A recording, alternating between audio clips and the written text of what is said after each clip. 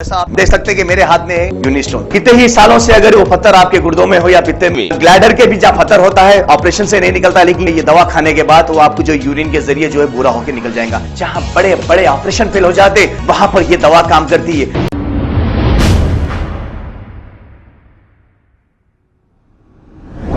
अस्सलामु अलैकुम वरहमतुल्लाहि वबरकातुहू। मुहतरम नाज़रीन इकराम, तमाम हिंदुस्तानियों को जश्न आज़ादी बहुत बहुत मुबारक हो। अल्लाह ताला हम सब की ज़िंदगियों में खुशहाली अता फ़रमाए और हमारे इस मुल्क में अमन व सुकून अता फ़रमाए, अमन व अमान को क़ायम रखे।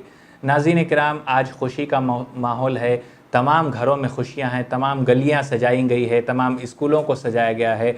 हर तरफ आज हम देखते हैं, चाहे वो हिंदू हो या मुसलमान हो, सिख हो या ईसाई हो, बुज़ुर्ग हो या बच्चा हो या नौजवान हो, तमाम के हाथों में आज तिरंगा है। तमाम को एक खुशी है कि आज के दिन जो है हमारा हिंदुस्तान आज़ाद हुआ, जिसमें बेहद हम सब जानते हैं, हम सब इस बात का इकरार करते हैं और हमको ये पता है कि अल्हम्दुलिल्लाह हमारे हिंदू भाई, हमारे मुस्लिम भाई, हमारे सिख भाई, हमारे ईसाई भाई, सब ने मिलकर अपनी जानों की कुर्बानी दी, सब ने मिलकर इस देश को आज़ाद किया। जहां हम भगत सिंह को याद करते हैं वहीं हम जनरल शाहनवाज़ को हम याद करते हैं। जहां हम अबुल कलाम आज़ाद को याद करते हैं वहां हम सुभाष चंद्र बोस को हम याद करते हैं। जहां हम महात्मा गांधी को याद करते हैं वहीं शाह अब्दुल अज़ीज़ को हम याद करते हैं। नाज़रीन इकराम, सब की कुर्बानियाँ इस वतन के लिए है। सब ने अपनी कुर्बानियाँ दी, सब ने अपने जानों की कुर्बानियाँ दी, सब ने अपनी बीवी बच्चों को छोड़ा, सब ने अपने घर बार को छोड़ा। किसके लिए? हमारे और आपके लिए, हमारी और आपकी आज़ादी के लिए। आज जो हम हिंदुस्तान की फ़िज़ाओं में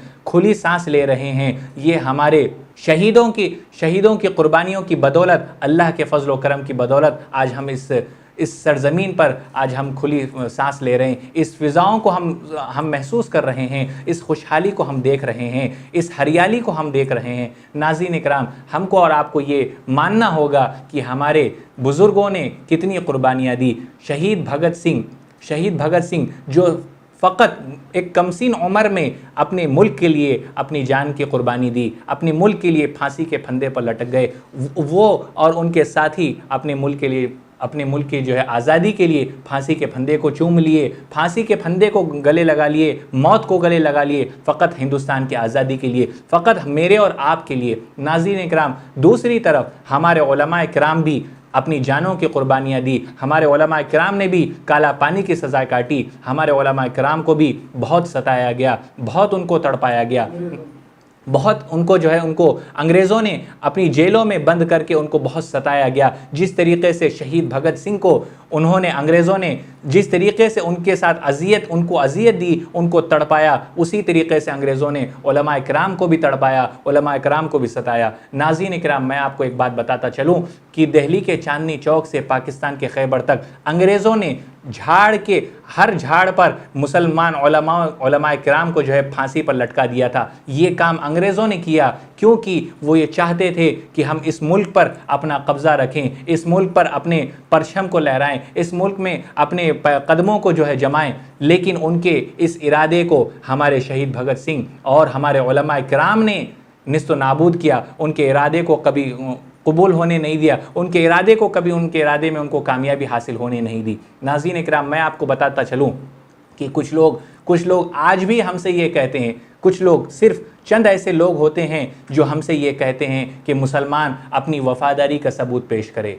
मैं तमाम हिंदुओं को ने, कुछ ऐसे एक हिंदू हैं, कुछ एक हमारे हिंदू ऐसे कुछ भाई हैं जिनके दिलों में नफ़रतें भर दी गई हैं, जिनके दिमाग में नफ़रतें पैदा कर दी गई है कि ये मुसलमान हैं, ये कौम का वफ़ादार नहीं है, शहीद भगत सिंह के साथ लड़ने वाले भी उलमा इकराम थे, उनके साथ मिलकर अंग्रेज़ों से जो लड़े वो उलमा इकराम थे। शहीद भगत सिंह का साथ देने वाले उलमा इकराम का साथ देने वाले शहीद भगत सिंह, ऐसे बहुत सारे लोग हैं। अगर हम गिनने बैठें तो किताब लिख दी जाएगी इसके ऊपर। लेकिन नाज़रीन इकराम, मैं आपको बताता चलूँ कि मुसलमानों की कुर्बानी इसमें बहुत अहम रोल अदा की है।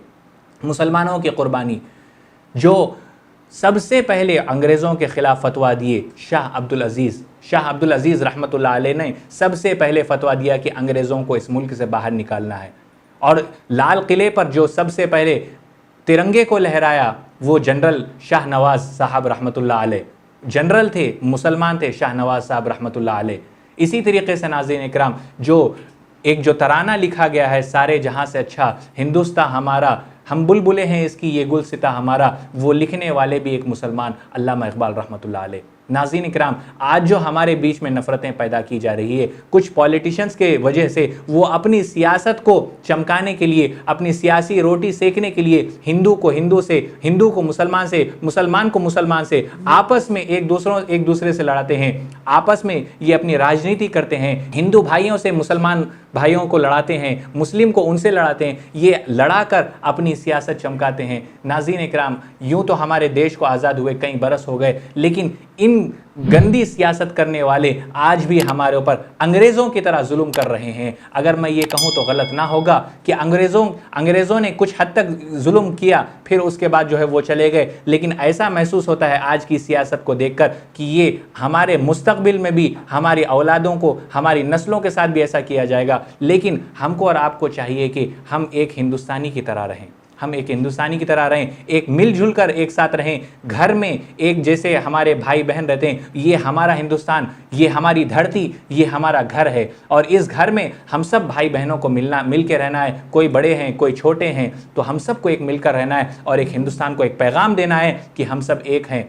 हम हिंदू, मुस्लिम, सिख, ईसाई, हम सब आपस में हैं भाई भाई, हमारे बीच में कोई भेदभाव नहीं है। नाज़रीन इकराम, मैं एक मरतबा आप तमाम को फिर से जश्न आज़ादी की मुबारकबाद पेश करता हूँ। अपनी ख़ास दुआओं में हम सबको याद रखें। शुक्रिया। अस्सलामु अलैकुम व रहमतुल्लाहि व बरकातुहू। ऐसा आप देख सकते हैं कि मेरे हाथ में यूनिस्टोन, कितने ही सालों से अगर वो पत्थर आपके गुर्दों में हो या पित्ते में, ग्लैडर के भी जहाँ पत्थर होता है, ऑपरेशन से नहीं निकलता, लेकिन ये दवा खाने के बाद वो आपको जो यूरिन के जरिए जो है बुरा होकर निकल जाएगा। जहाँ बड़े बड़े ऑपरेशन फेल हो जाते, वहां पर ये दवा काम करती है। गुर्दे और पित्ते की पथरी ये प्रोडक्ट से गल जाती है, फिर दोबारा पथरी फॉर्म होने नहीं देती, और इसमें कोई साइड इफेक्ट भी नहीं है।